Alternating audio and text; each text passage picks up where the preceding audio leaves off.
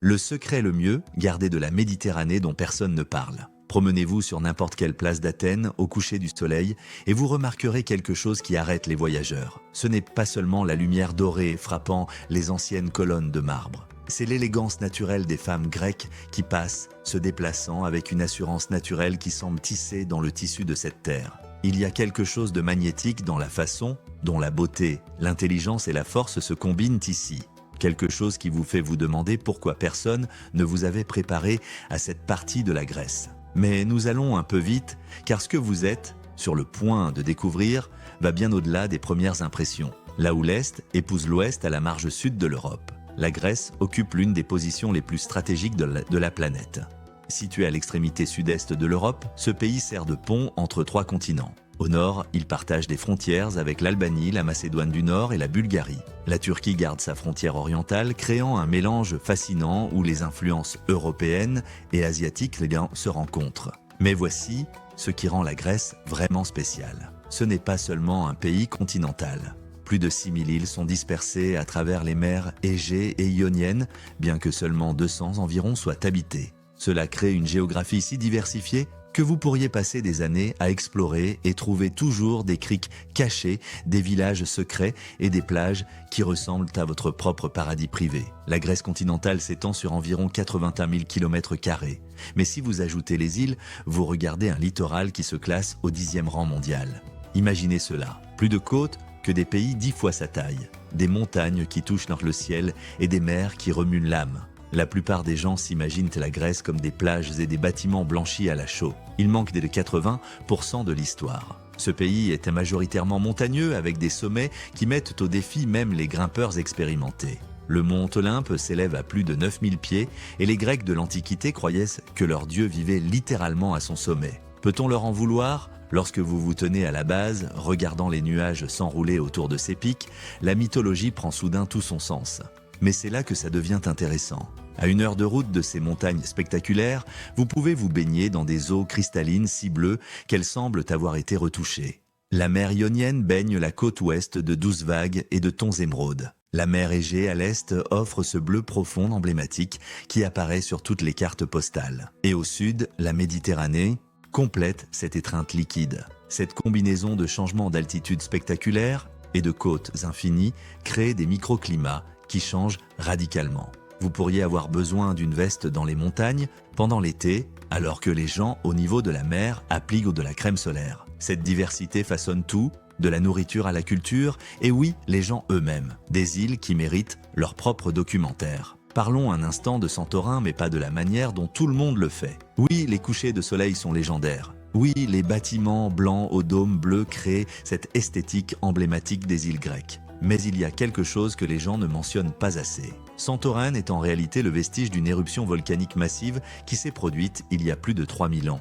Vous marchez littéralement sur le bord d'une caldeira volcanique. Les plages de sable noir existent à cause de l'activité volcanique. Les falaises spectaculaires plongeant dans une eau incroyablement bleue se sont formées lors de l'une des plus grandes éruptions de l'histoire humaine. Certains universitaires pensent que cette éruption a inspiré la légende de l'Atlantide. Maintenant, vous ne regardez plus seulement une jolie île. Vous vous tenez sur le site d'une catastrophe antique qui pourrait avoir engendré le mystère le plus durable de l'humanité. En allant en Crète, vous rencontrez la plus grande île de Grèce et une sorte de pays dans le pays.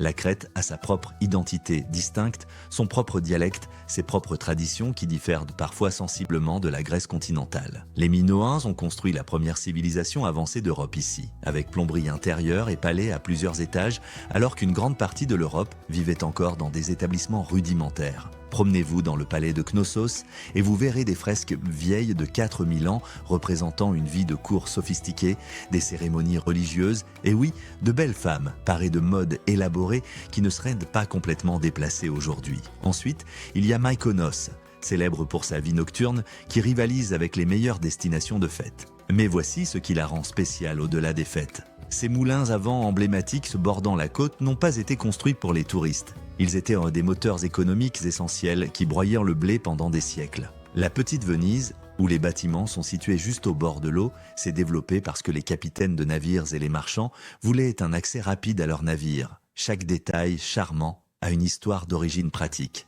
Des pierres antiques qui murmurent encore des secrets. L'acropole domine Athènes depuis son perchoir rocheux, visible de presque partout dans la ville. Le Parthénon se dresse à son sommet et, malgré des siècles de guerre, de tremblements de terre, d'explosions et même de pollution, il perdure. Construit au VIe siècle avant JBC, ce temple dédié à Athéna représente l'apogée de l'architecture grecque classique. Mais voici quelque chose qui surprend les visiteurs. Il n'est pas parfait. En fait, il est délibérément imparfait. Les colonnes bombent légèrement au milieu et s'inclinent vers l'intérieur. La plateforme se courbe vers le haut au centre. Ces raffinements optiques compensent à la façon dont les yeux humains perçoivent les grandes structures, créant une illusion de lignes parfaitement droites.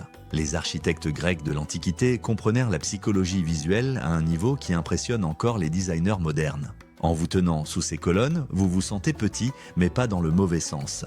Vous vous sentez connecté à quelque chose qui transcende votre existence individuelle. Maintenant, imaginez les femmes de l'Athènes antique marchant sur ces mêmes chemins, leur éducation et leur intelligence façonnant les discussions philosophiques qui ont fondé la pensée occidentale. Cette combinaison de beauté et d'intelligence n'est pas nouvelle en Grèce. Elle était là depuis des millénaires. Delphes est la voix des dieux. À quelques heures d'Athènes, le sanctuaire de Delphes s'accroche aux pentes du mont Parnasse. Les Grecs de l'Antiquité considéraient cela comme le centre du monde. L'oracle de Delphes, toujours une femme choisie pour sa sagesse et son lien avec le divin, délivrait des prophéties qui influençaient les guerres, les décisions politiques et les choix personnels dans toute la Méditerranée antique. Rois et roturiers faisaient le pèlerinage ici. Les déclarations de l'oracle étaient notoirement ambiguës, nécessitant une interprétation. Lorsqu'un roi demanda s'il devait attaquer ses ennemis, l'oracle répondit que s'il le faisait, un grand empire tomberait. Il attaqua, un empire tomba, le sien. Voilà la sagesse grecque antique pour vous, toujours à plusieurs niveaux, toujours plus profonde qu'il n'y paraît à première vue. En vous promenant aujourd'hui dans les ruines de Delphes, vous pouvez toujours ressentir le poids de toutes ces questions désespérées, de toutes ces espérances et craintes versées au pied d'une femme qui canalisait quelque chose au-delà d'elle-même. Le théâtre antique, le stade, le temple d'Apollon, tous se trouvent sur fond de montagnes et de vallées si belles qu'elles semblent sélectionnées par mandat divin. Une cuisine qui raconte 1000 histoires. La cuisine grecque mérite une attention sérieuse au-delà des habituels moussaka et souvlaki, bien que les deux soient excellents. C'est la nourriture méditerranéenne dans sa forme la plus pure, reposant sur l'huile d'olive, les légumes frais, les fruits de mer sortis de la mer quelques heures avant d'atteindre votre assiette, et les herbes qui poussent à l'état sauvage sur les collines. L'huile d'olive grecque n'est pas seulement un ingrédient, c'est une pierre angulaire culturelle avec certains oliviers produisant des fruits depuis plus de 1000 ans. Les familles récoltent leurs propres arbres, pressent leur propre huile et sont extrêmement fiers de sa qualité. Le fromage feta, protégé par la loi pour ne provenir que de régions spécifiques de Grèce, apparaît dans d'innombrables plats. Mais voici où cela devient vraiment intéressant. Les repas grecs sont intrinsèquement sociaux. Les repas s'étirent pendant des heures, les plats apparaissant lentement, la conversation coulant aussi librement que le vin. Ce n'est pas du carburant, c'est une expérience, un rituel qui renforce les liens familiaux et les amitiés. Dans les tavernes à travers la Grèce, vous verrez des groupes de locaux, souvent avec de superbes femmes et parmi eux, qui commandent de la conversation avec un esprit vif et des opinions tranchées. S'attarder sur des repas qui ont commencé au déjeuner et qui pourraient ne pas se terminer avant l'heure du dîner. Le concept de kéfi est central dans la culture grecque. Traduit approximativement par bonne humeur, passion, enthousiasme et joie, le kéfi imprègne tout, de la musique à la danse en passant par la nourriture. Lorsque les Grecs disent que quelqu'un a du kéfi, cela signifie que cette personne apporte de l'énergie et de la vie à tout ce qu'elle fait. Des traditions qui refusent de mourir. Pâques grecque surpasse Noël en importance religieuse et culturelle. La célébration implique de jeûner pendant des semaines, puis de rompre ce jeûne à minuit le dimanche de Pâques avec un festin qui comprend de l'agneau entier rôti, des pains spéciaux et des œufs teints en rouge représentant la résurrection. Dans certains villages, notamment en Crète, les hommes tirent des coups de feu en l'air à minuit dans une célébration sauvage. Les mariages grecs sont des productions légendaires qui peuvent impliquer des centaines d'invités, durer jusqu'à l'aube et comporter le bris d'assiettes, la danse en cercle et suffisamment de nourriture pour nourrir une petite armée. La tradition de briser des assiettes lors des célébrations remonte à l'Antiquité, symbolisant la nature irréversible de l'union et repoussant les mauvais esprits par des bruits forts. Et puis, il y a le rituel du café grec. Épais, fort, non filtré, servi dans de petites tasses, souvent accompagné d'un verre d'eau froide et toujours d'une conversation. Le marc laissé au fond est parfois utilisé pour la bonne aventure. Une femme plus âgée pourrait proposer de lire votre tasse, la retournant pour examiner les motifs formés par le sédiment de café, livrant des aperçus qui s'avèrent parfois étrangement précis. La langue qui a façonné le monde. Le grec est la plus ancienne langue vivante enregistrée en Europe, avec des documents écrits s'étendant sur plus de 3000 ans. D'innombrables mots français et anglais trouvent leurs origines dans le grec. Philosophie, démocratie, mathématiques, théâtre, l'alphabet lui-même vient des 2 premières lettres grecques, alpha et bêta. Lorsque vous apprenez même des phrases grecques de base, vous n'êtes pas seulement poli. Vous vous connectez à une tradition linguistique qui a influencé pratiquement toutes les langues européennes et engendré un vocabulaire scientifique et technique utilisé dans le monde entier. L'alphabet grec semble exotique pour les étrangers, ajoutant au mystique du pays. Ces lettres gravées dans les pierres antiques épellent des lois, des poèmes, des traités philosophiques et des lettres d'amour écrites il y a des millénaires mais toujours lisibles aujourd'hui par tout grec éduqué. C'est la continuité. Les Grecs modernes sont extrêmement fiers de leur langue et bien que beaucoup parlent un excellent anglais, surtout dans les zones touristiques, l'effort d'utiliser des phrases grecques vaut une chaleur et un respect immédiat. Entre légendes antiques et secrets séduisants. Nous avons donc voyagé des montagnes aux plages, des ruines antiques, aux villes modernes vibrantes, mais abordons ce qui attire de nombreux visiteurs au-delà des attractions évidentes. La beauté grecque n'est pas accidentelle. Elle est forgée par une culture qui valorise la forme physique, la santé naturelle et le temps consacré aux soins personnels. Promenez-vous sur n'importe quelle plage en Grèce et vous comprendrez immédiatement ce qui distingue cet endroit. La combinaison de la génétique méditerranéenne, d'un régime alimentaire riche en graisses saines et en aliments frais, et d'une culture qui célèbre plutôt que de supprimer la féminité crée quelque chose de vraiment spécial. Les femmes grecques possèdent souvent des traits saisissants, des yeux sombres qui semblent voir au travers des conversations superficielles, et une franchise qui peut surprendre les étrangers habitués à des cultures plus réservées. Elles sont élevées dans une société qui valorise les liens familiaux solides, mais encourage également l'éducation et l'indépendance. Il n'est pas rare de rencontrer des femmes grecques qui parlent de 3 ou 4 langues, détiennent des diplômes avancés, tout en adoptant la féminité traditionnelle sans s'excuser. Il n'y a pas de contradiction dans leur esprit entre être intellectuel et sensuel, entre être axé sur la carrière et axé sur la famille. Cette intégration crée une présence magnétique difficile à définir mais impossible à ignorer. Les plages elles-mêmes méritent d'être mentionnées comme des décors pour ces rencontres. La plage de Navagio à Zakynthos, accessible uniquement par bateau, présente une épave sur du sable blanc entourée de falaises imposantes et d'eau turquoise. Et la Phoenicie, en Crète, offre du sable rose, créé par des coquillages écrasés se mélangeant au sable blanc, avec une eau si claire que vous pouvez voir chaque galet à 20 pieds de profondeur. La plage de Myrtos à Céphalonie s'étend avec des galets blancs et des décors de montagnes spectaculaires. Ce ne sont pas seulement de beaux endroits, ce sont des scènes où la vie se déroule de la manière la plus visuellement époustouflante possible. Des villes qui ne s'arrêtent jamais de bouger. Athènes palpite d'une énergie qui frôle le chaos. Plus de 3 millions de personnes se pressent dans la zone métropolitaine, créant un trafic qui met la patience à l'épreuve et une vie de rue qui ne dort jamais vraiment. Des ruines antiques côtoient des bâtiments modernes, partageant parfois littéralement des murs. Vous pourriez siroter un café dans un café avec vue sur des temples vieux de 2000 ans, puis tourner le coin pour trouver de l'art de rue d'avant-garde couvrant des bâtiments entiers. Le quartier de Plaka, à l'ombre de l'Acropole, conserve un charme d'antan avec des rues étroites, trop petites pour les voitures, des boutiques vendant de tout, des bibelots touristiques aux antiquités authentiques et des restaurants où les locaux sont toujours plus nombreux que les visiteurs. La nuit, le quartier de Psyrie s'anime avec des bars et des clubs où la musique grecque, à la fois traditionnelle et moderne, se déverse dans les rues. Thessalonique, dans le nord de la Grèce, offre une énergie différente. La deuxième ville de Grèce se sent plus européenne à certains égards, avec de larges boulevards, une architecture élégante et une promenade au bord de l'eau parfaite pour la volta du soir, la promenade traditionnelle où les gens voient et sont vus. La ville a une population étudiante importante, la garde en jeune et progressiste, avec une culture de café qui surpasse même Athènes. Des villages de montagne oubliés par le temps. Toute la Grèce ne se trouve pas au niveau de la mer. Des villages de pierre dispersés à travers les montagnes du nord-ouest de la Grèce semblent figés dans le temps. Reliés par d'anciens ponts de pierre enjambant des rivières impétueuses, ces établissements préservent une architecture traditionnelle et des modes de vie qui ont presque disparu ailleurs. La randonnée à travers certains des canyons les plus profonds du monde vous emmène à travers des paysages qui passent de prairies alpines à des parois rocheuses spectaculaires, à des forêts si denses qu'elles bloquent le soleil. Les monastères des météores, construits au sommet de piliers de roches impossibles, comptent parmi les sites religieux les plus spectaculaires du monde. Les moines ont construit ces monastères à partir du XIVe siècle, transportant des matériaux sur des falaises abruptes à l'aide de filets et de cordes. 6 monastères restent actifs aujourd'hui.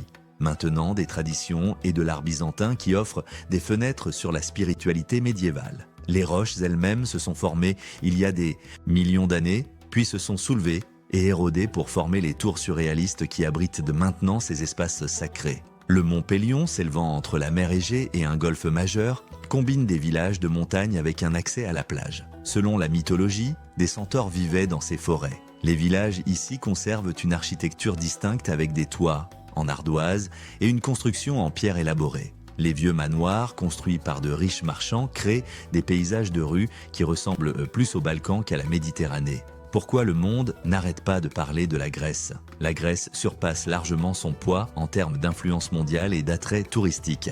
Avec une population d'environ 10 millions et demi seulement, elle accueille plus de 30 millions de touristes chaque année. Cela représente près de 3 visiteurs pour chaque résident, faisant du tourisme un moteur économique massif. Pourtant, la Grèce maintient son attrait à travers l'Europe et au-delà. Les Européens affluent ici pour des vacances à la plage. Les Américains visitent pour se connecter aux racines antiques de la civilisation occidentale. La combinaison d'un prix abordable par rapport à l'Europe occidentale, d'un temps incroyable de mai à octobre, d'attractions diverses, et oui, de l'hospitalité chaleureuse et des belles personnes, crée un ensemble que peu de destinations peuvent égaler. Un repas correct avec du vin peut coûter entre 15 et 25 $ ou euros, bien moins qu'une qualité comparable dans les grandes villes ailleurs. Les options d'hébergement vont des studios économiques à 40 $ la nuit aux complexes hôteliers de luxe à 400 ou plus, ce qui signifie que chaque budget trouve un logement. Des nuits qui se fondent dans les matins.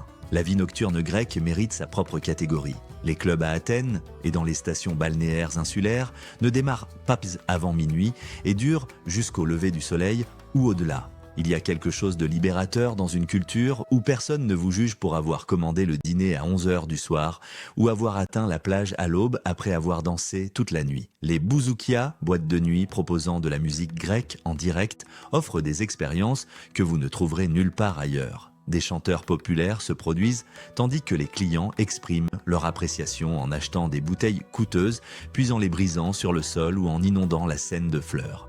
Les clubs de plage sur des îles comme Mykonos rivalisent avec n'importe où en termes d'excitation pure. Des DJ de classe mondiale mixent, tandis que de belles personnes du monde entier dansent sur le sable, commençant souvent l'après-midi et continuant jusqu'au lendemain. Dans les petits villages, la vie nocturne prend des formes différentes.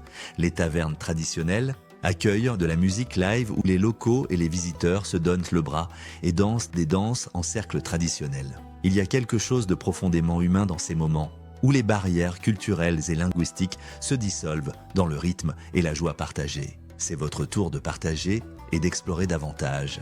Maintenant, nous voulons vous entendre. Laissez un commentaire nous disant de quelle ville ou de quel pays vous regardez en ce moment. Qu'est-ce qui a le plus retenu votre attention dans ce voyage à travers la Grèce? Avez-vous visité? La Grèce vous appelle-t-elle? Nous lisons chaque commentaire et aimons nous connecter avec des spectateurs du monde entier. Si cette vidéo vous a apporté de la valeur, a éveillé votre imagination ou vous a donné envie de réserver un vol pour la Grèce, montrez-nous votre amour en cliquant sur ce bouton « J'aime » et en écrasant le bouton « Abonnez-vous ». C'est entièrement gratuit. Cela prend 2 secondes et aide cette chaîne à grandir afin que nous puissions continuer à vous apporter un contenu incroyable sur les destinations les plus fascinantes du monde.